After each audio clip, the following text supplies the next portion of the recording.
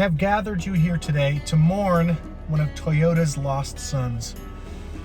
A member of a family that no longer exists, but the most popular of that family. Because on this week's episode of Toyota History Tuesday, we're talking about the Scion TC. The Scion TC was a sports coupe that was under the Scion marquee since 2003. Scion, as many of you may know, was the Toyota brand that was marketed towards a younger audience, and the TC was its most famous nameplate.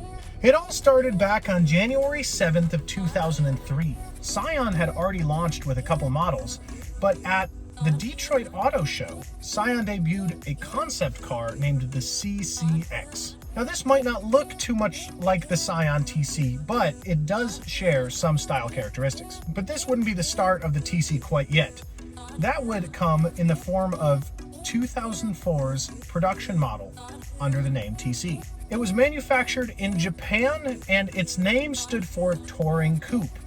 Now, if you were to ask one of my good friends and co-workers, Mr. Chad Fisher, he would tell you that TC stands for Toyota Celica, as it was kind of made as a spiritual successor to the Celica and does kind of share a little bit of the same look. But anyway, it meant Touring Coupe, and let's get into what kicked everything all off. The first generation debuted as a production model at the North American International Auto Show in January of 2004. And it would be debuting for the 2005 model year and would become available later that fall. Like I said, it was a spiritual successor to the Celica, but it was meant to focus on that millennial younger audience. In order to kind of target that way, it started off with a manufacturer's recommended selling price of $17,670 for its base trim, and that was for a 2009 model. So it was an affordable vehicle. On top of that, it had stylish, sporty characteristics and good stock features. It came with a 2.4-liter 2AZ-F4 engine, which was an inline-4 engine making 161 horsepower and 160 foot-pounds of torque. It came with power windows, cruise control, air conditioning, thank God, keyless entry, 4-wheel anti-lock braking systems, a Pioneer brand sound system, 17-inch alloy wheels, a panoramic moonroof, and, you know, it's the early 2000s, a CD player. It started off selling pretty darn well, selling almost 80,000 units in just 2006. But the thing is, the TC was in a difficult spot, as it was under the Scion nameplate, which was, as a whole, kind of struggling. But that being said, the TC would make up 40% of the brand's sales. In 2007, it would receive a minor facelift style update, and that would appear for the 2008 model year. But once the Great Recession of 2008 and 2009 hit, TC sales were down to less than 16,000 units in 2010. Not good. So the second generation would be released in 2010 for the 2011 model year.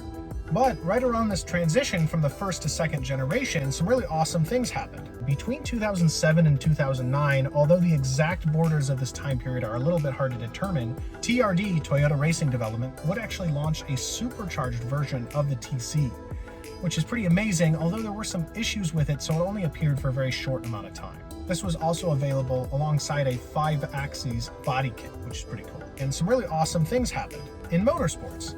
First of all, DG Spec in 2010 won the Manufacturers Championship in the World Challenge for Scion, which is the first and only time that a Toyota product would receive this award. And in 2011, a TC was entered in the 25 Hours of Thunderhill, in which it was leading at one point by 28 laps before an engine failure took place, and amazingly, they were able to do an engine swap in 2 hours and get the TC back on the road so it would finish on the podium, although it was the last spot. So pretty amazing.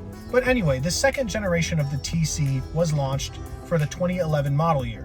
It featured a 2.5-liter 2ARFE engine, which was an inline-4, and it featured 180 horsepower and 174 foot-pounds of torque.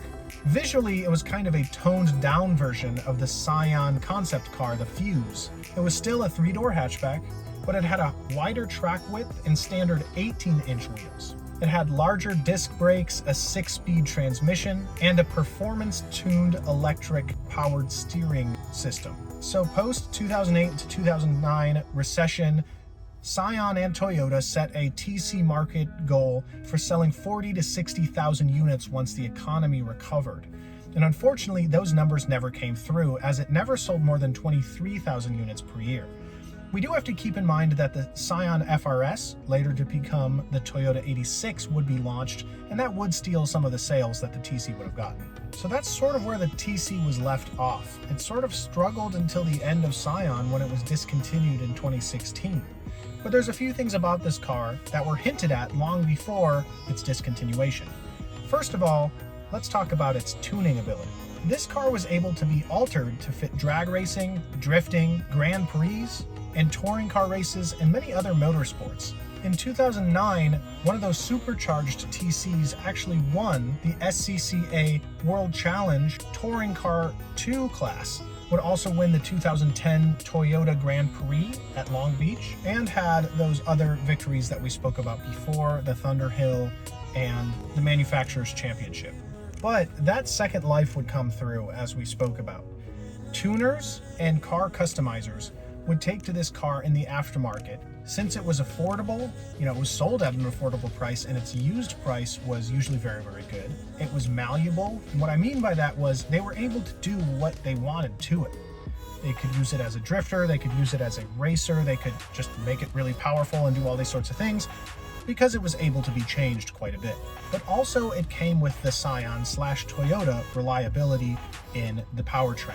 And this vehicle is still seen on the road basically as often as I see many other vehicles. They're very reliable, and if you get in one of these things, it's still a great driving experience. Personally, I love the 2015 release Series 9. I think it's an extremely cool looking vehicle. If one of you people out there is selling it for a reasonable price, let me know. But that kind of brings us up to date on the history of the Scion TC. The question is will we see a vehicle like this in the future? Well, we do have the 86, which is not a direct connection to the TC, of course, as the 86/FRS was being sold along with the TC. We have the Supra, which of course is homage and a successor to the previous Supra of the late 90s, early 2000s. So there is kind of this little hole in the market where the Celica would kind of be, or maybe something like the MR2 would be, although not quite like the TC. So maybe we will see something like it. That being said, I challenge you guys to keep an eye on the road next time you're driving, and I'm nearly certain that if you see a Scion, it's most likely a TC or maybe an XP. So thank you so much for watching. My name is Mitchell. I'm here at Fred Haas Toyota Country, and I'll see you in the next video. Thanks a lot.